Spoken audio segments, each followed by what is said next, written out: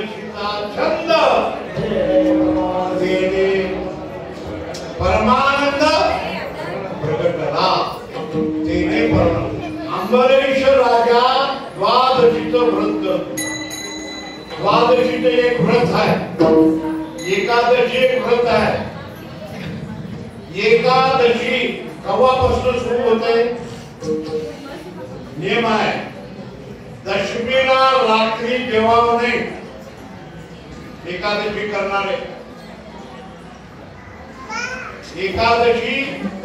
दशमी जेवायचं नाही एकादशी पूर्ण फलाहार द्वादशीला सूर्य उदय व्हायला जेवा कारण सोडावं असा नियम आहे आता ते तुम्हाला काय लागू नये कारण तुमचे एकादशी म्हणलं तर एवढं उपीट खाऊ संपलं उपीट म्हणलं जरा उपीट आणणार आहे मला संपलं हो मला तुम्ही खात नाही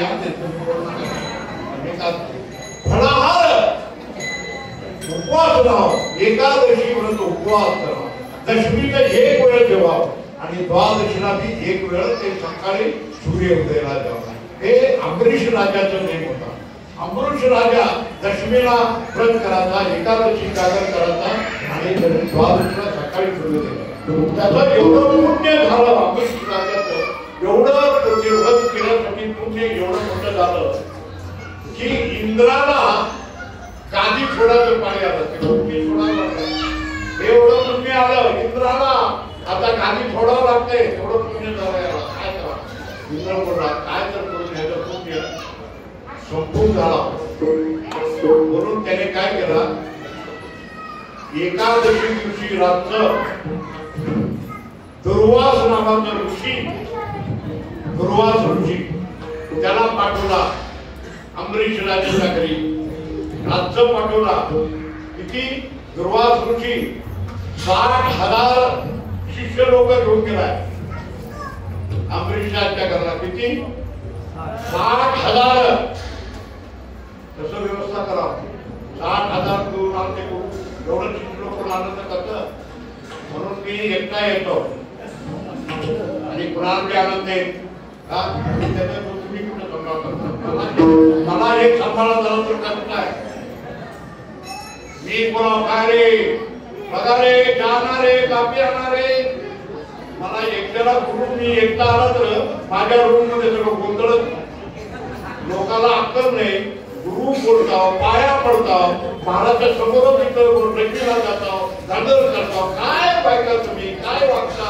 काय डावगिरी कसं हे महाराज तुम्हाला बोलून 60,000 शिक्षक गुणातून कसं अंबरीश राजाकडे गेला सोबत राज्य केला दुर्वास ऋषी बोलले हो रात्री आला होय सकाळी आता मार्ग सोडा द्वादशी सोडून जावा बरं बोलले आता 60,000 लोकांचं करायचं पण त्याने थोडं जेवत होता माहितीये का एक दुर्वास ऋषी 60 खंडी अन्न जेवत होता थोडं भात लागत होतं त्याला 60 खंडी म्हणून तर माहितीये का तुम्हाला 20 क्विंटल एक खंडी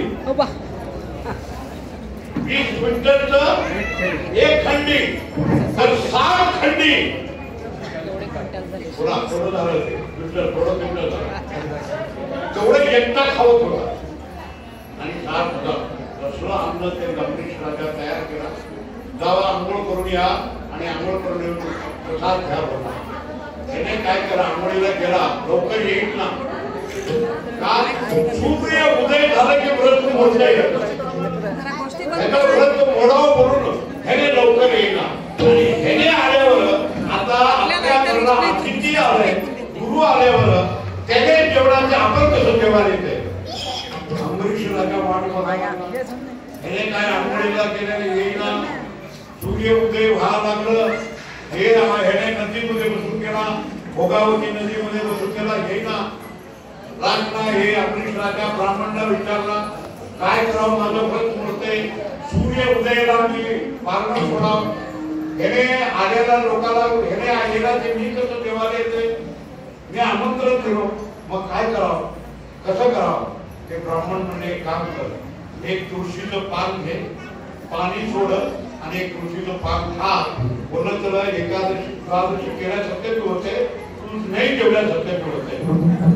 काय करा, असं तुळशीचं पान घेऊन असं तोंडला घातला, तेवढ्याबरोबर सुरुवात होती. आला विचारला, काय रे मला आमंत्रण देऊन माझ्या पहिले तू पाणी पिलं नाही, तेव्हा मी तुळशीचं पान करतो. अरे काय ते झालं की नाही तोंडात. आता कसं आहे बघा, आता मी जर एवढं वेळ लावला तर मला येत नाही, आल्यावर डोक्यात आम्ही जरा घेऊन करू शकतो. अरे तिला बसला का तू असं केलं, पान का घालतो तुला. ते म्हणजे काय करावं, ब्राह्मण मला असं म्हणते, चूक तुला 10 धर्मवास जन्म तुला भोगावा लागते. शाप देऊन टाकला तुम्हाला, काय 10 जन्म तू भोगावा होता. अंबरीश राजा देवाला हात जोडला. तेव्हा काय हे देव म्हणले, अरे दुर्वासा तू कपट बुद्धी घेऊन माझ्या भक्ताला त्रास द्यायला आला ना, त्याला शाप दिलाय ना. भगवान परमात्मा सुदर्शन चक्र सोडले ते दुर्वासला. दुर्वास पळायला लागला आणि तो पळाला. अंबरीशला देव प्रसन्न झाले. देव म्हणले, अंबरीश तू व्रत बरोबर केला, त्याने मुद्दाम तुला आलाय, त्याच्या मागे झालाय, तुला शाप आलाय. ब्राह्मणाच्या मुखातून आलेला शाप खोटं होत नाही. तुला 10 जन्म घेत भोगलाय, तर मी तुझ्यासाठी काय करतो, अंबरीषीसाठी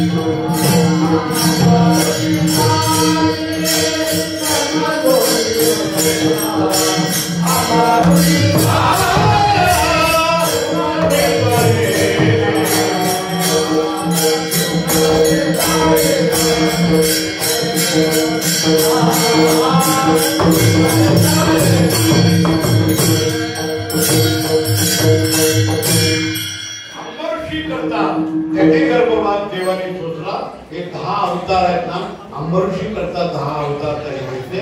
म्हणजे सुख दुःख झाले अंगे 10 झाले, मागे अर्जुनाच्या मागे पुढे राहिला. अंबरीषीसाठी दुःख सोचला. नवीन महाराज म्हणतात, याने काय करले एवढं भक्तांसाठी, तुकाराम महाराजांसाठी देव प्रसन्न होऊन त्यांचं त्रास घेतले. ज्ञानेश्वर महाराजांना प्रसन्न झाले, नामदेवला झाले आणि मग सगळं त्यांचं काम देव करत होता. आणखी 12 आपण करू. देव काम करायचं कशा करता, तर त्याचं एकच कारण, ज्ञाने घ्यावे नाम, ज्ञाने घ्यावे नाम, तिशी करणे त्याचे काम. मागे पुढे राहून तुम्हाला दुःख होऊ देत नाही, कष्ट होऊ देत नाही, तुम्हाला त्रास होऊ देत नाही.